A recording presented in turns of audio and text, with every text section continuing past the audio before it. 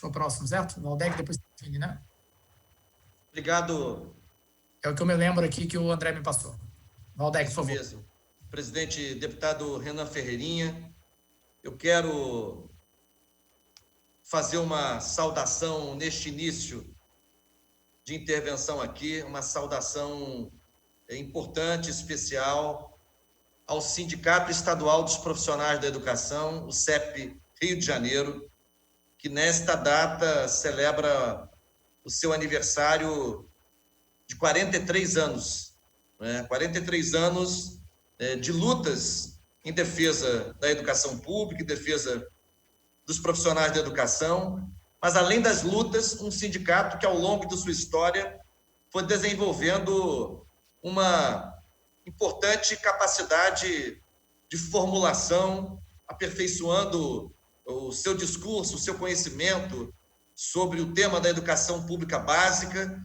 Inclusive, hoje, na audiência pública, a qual já fez referência aqui o Flávio, da Comissão de Educação, um dos aspectos que apareceu no debate foi a necessidade, por parte da SEDUC, de aprofundar, na verdade, retomar e aprofundar o diálogo com os profissionais da educação, mesmo na diferença, mesmo na divergência de posições, mas, obviamente, não é possível que a Secretaria de Educação do Estado planeje, comece a pensar, comece a antecipar cenários relacionados à volta às aulas, sem fazer interlocução com diferentes sujeitos institucionais e coletivos implicados nesse debate, e entre eles, por óbvio, a representação dos profissionais das redes públicas de educação, notadamente o CEP, o Sindicato Estadual dos Profissionais da Educação. Portanto, faço aqui esse registro.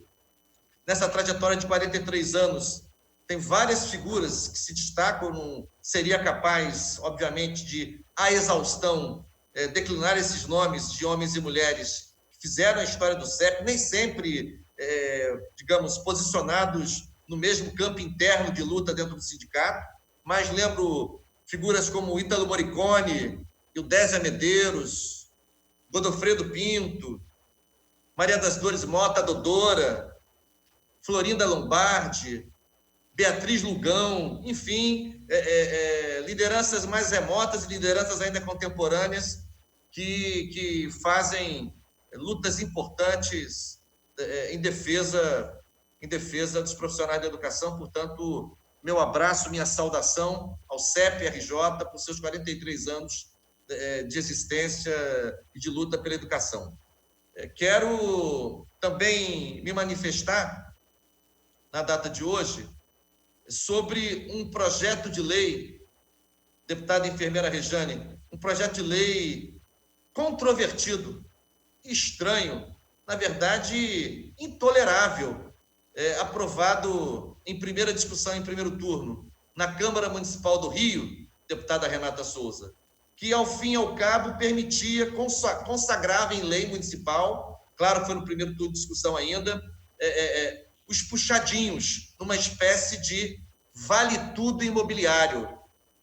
Na verdade, é estranho que é um projeto que passa por cima de plano diretor, um projeto que passa por cima de estudos absolutamente indispensáveis, estudos de impacto ambiental, estudos de impacto de vizinhança, e, com isso, faz a alegria das milícias que cada vez mais atuam na marra, à força, no setor imobiliário em várias partes do Rio de Janeiro, e muitas vezes provocando danos irreversíveis, como recentemente aconteceu na localidade conhecida como Muzema, em Rio das Pedras, onde uma construção ilegal, patrocinada pela milícia local, que investe, ganha dinheiro com o setor imobiliário clandestino, condenou à morte, enfim, moradores que de maneira incauta, de maneira absolutamente imprevidente, e acabaram se envolvendo na aquisição desse tipo de imóvel. Sem falar... O senhor me concede uma parte, deputado? Concedi um minutinho, claro que sim, 1 minuto. Sem falar nas questões frequentemente denunciadas na Zona Oeste do Rio de Janeiro, em que recorrentemente acontecem expropriações. Famílias são expulsas das suas residências, dos seus lotes, que passam a ser controlados pelas milícias, enfim. E a Prefeitura Municipal do Rio manda para a Câmara uma mensagem que busca consolidar esses arremedos imobiliários que são a cara, estão à feição dos interesses, dos investimentos das milícias do setor imobiliário. Deputada Renata Souza, ouço Vossa Excelência. Senhor deputado Valdec Carneiro, muito importante o senhor levantar esse tema, afinal de contas, fiquei muito preocupada, de fato, passa por cima do plano diretor da cidade do Rio de Janeiro, colocando aí a situação daqueles que estão mais vulneráveis, que têm ali o sonho da casa própria, inclusive, sendo abocanhado pela máfia no Rio de Janeiro, miliciana. Importante lembrar que foi ali os prédios da Muzema que caíram, né, numa atitude extremamente criminosa de toda a construção que foi feita, matando 24 pessoas. Isso é muito sério, né? Permitir o puxadinho hoje, numa cidade como o Rio de Janeiro com as especificidades que tem, é permitir que essas máfias continuem abocanhando toda a especulação imobiliária e reforçando o seu braço econômico, né? Todo mundo sabe que a luta contra as milícias hoje tem uma centralidade em acabar com o seu braço econômico e político também, não é mesmo, senhor Valdec? Então, quando o senhor traz esse tema, é fundamental que essa casa também discuta, porque o Rio de Janeiro hoje tem muitos desafios no que tange a colocar uma cidade que seja, de fato, integrada e que as pessoas tenham moradia digna, e o prefeito Marcelo Crivella, na verdade, ele está só ignorando toda a possibilidade aí de habitação digna para a população do Rio de Janeiro. Muito obrigada, deputado Valdec Carneiro. Deputada Renata Souza. Felizmente, presidente Renan Ferreirinha, já houve uma decisão liminar pronunciada pela Justiça hoje, né, suspendendo imediatamente a tramitação desse projeto de lei na Câmara Municipal do Rio. Na verdade, a decisão liminar obriga a Câmara Municipal a se abster do prosseguimento da tramitação desse projeto e a devolvê-lo ao Poder Executivo. E, ao mesmo tempo, a mesma decisão insta o Poder Executivo Municipal a pedir a retirada da matéria da Câmara, porque, do contrário, seria a consagração, exatamente isso que a deputada Renata falou em seu à parte, todo o enfrentamento que a gente precisa fazer em relação às milícias. Não é a milícia, as milícias, elas são várias espalhadas pelo Rio de Janeiro, sobretudo na região metropolitana.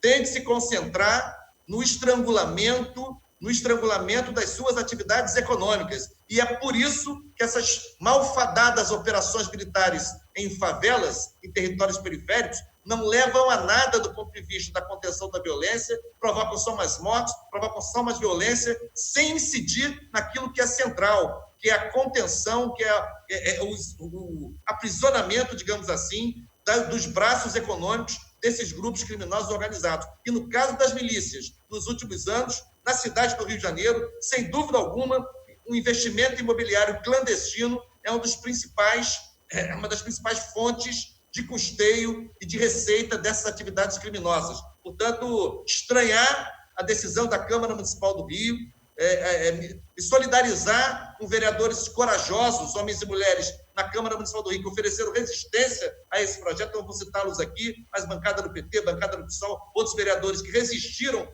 corajosamente a essa matéria, e saudar a decisão da Justiça, que liminarmente suspendeu a tramitação do projeto. Vamos ficar de olho, que não é possível, só faltava essa agora, que as atividades promovidas pelo crime organizado sejam consagradas em lei, passem a figurar na legislação do Estado, do município. Isso é absolutamente intolerável. Deputado Renan Ferreirinha, por último, 30 segundos, se Vossa Excelência me conceder, uma breve saudação ao deputado Flávio Serafini, boa audiência pública que fizemos hoje na Comissão de Educação.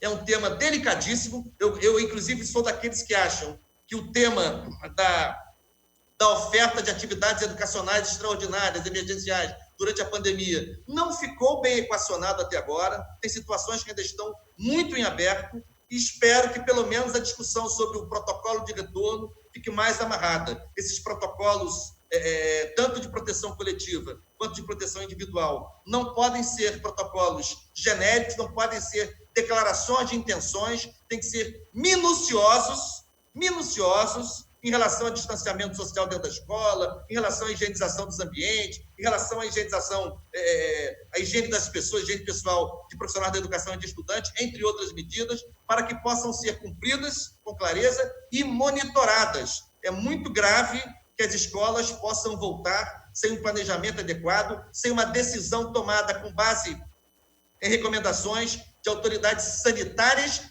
e científicas. As autoridades sanitárias nós respeitamos, mas as autoridades sanitárias governamentais estão sob a tutela e sob o comando dos governos. Tem que combinar as decisões das autoridades sanitárias com as autoridades científicas das instituições de pesquisa, universitárias, especializadas, porque assim, as escolas podem se tornar um novo vetor de contágio importante, e é isso que todos nós queremos evitar, sobretudo na pequena infância. O retorno às aulas deve ser o último processo de flexibilização, deve ser o da volta às aulas, e, além disso, no contexto das escolas, a pequena infância deve ter o máximo de cuidado, porque, assim, o isolamento social na escola é difícil para todos os alunos, até no ensino superior, mas principalmente para crianças da educação infantil, principalmente para a criança do primeiro segmento do ensino fundamental. Portanto, saudar a audiência pública, que abriu mais um veio de debate, não foi conclusiva, nem era o seu propósito ser conclusiva, mas foi uma contribuição importante que a LERJ deu mais uma vez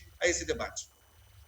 Obrigado, deputado Waldeck Carneiro, concordo plenamente com sua fala e aproveito aqui também para parabenizar o presidente da nossa Comissão de Educação, o deputado Flávio Serafini. Fiquei 2 horas na reunião de hoje e foi extremamente produtiva no sentido da discussão e que a gente possa dar sequência a esse debate tão importante. Eu concordo muito com as prioridades que Vossa Excelência, deputado Waldeck, elencou, em concordância com as autoridades de saúde e também em relação à nossa educação primária, educação infantil, que isso tem que ter um cuidado enorme. Deputado Flávio Serafini, com a palavra.